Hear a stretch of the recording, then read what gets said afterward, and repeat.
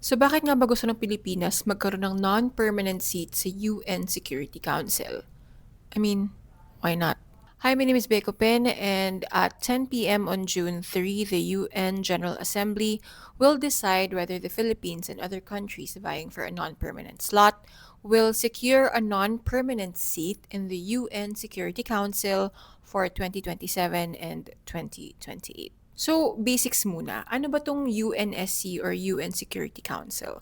It's considered the most powerful body in the entirety of the UN. So, its role is to uphold, quote, international peace and security in accordance with the principles and purposes of the United Nations. If it's before the UNGA, where statements are made by member states, it's the UNSC where those statements are then turned to action. Kasi yung mga resolution ng UNSC, binding yun, aka dapat sundin ng lahat ng miyembro ng UN. 15 yung membership ng UNSC. 5 of those are permanent members or the P5. The P5 is composed of China, the United States, United Kingdom, France, and Russia.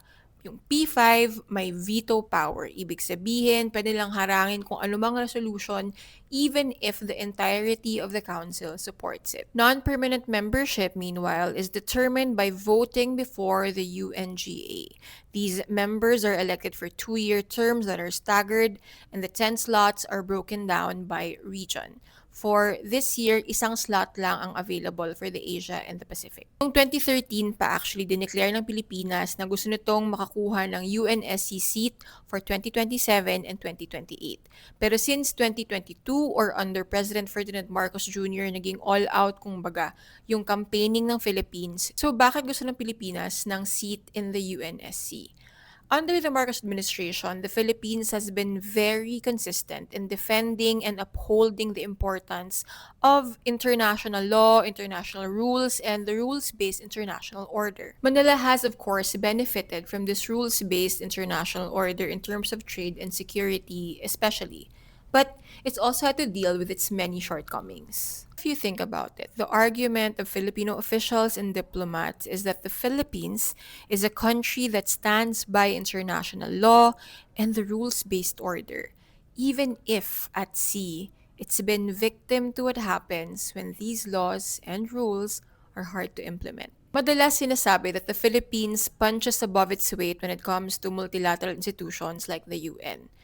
Parang totoo din naman yun. Kasi yung Manila, sobrang deep ng engagement in discussions and decision-making within the United Nations, from disarmament, non-proliferation, environmental protections, pati na rin sa peacekeeping. So bakit nga ba gusto ng Pilipinas na magkaroon ng seat sa UNSC?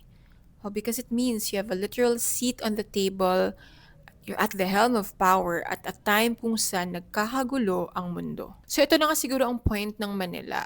When the world is in chaos and when the UNSC is being criticized for encouraging division instead of promoting peace, kailangan ng UNSC ng members with the moral standing to bring other member states together, backed by decades of experience in navigating the politics, problems, and potentials of the United Nations. The Philippines is up against Kyrgyzstan, a country that has never held a seat in the UNSC before.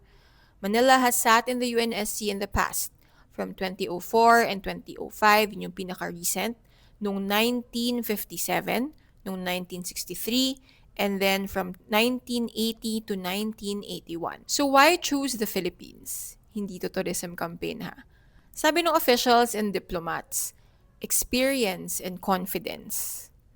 But what's in it for the Philippines and the ordinary Filipino? Well, it's a bigger chance to have a say in shaping the future of humanity. For updates on the vote that's about to happen for the UNSC seat that the Philippines wants, download the Rappler app and head to the Security and Global Affairs channel. This has been Bea Kupin. See you tonight.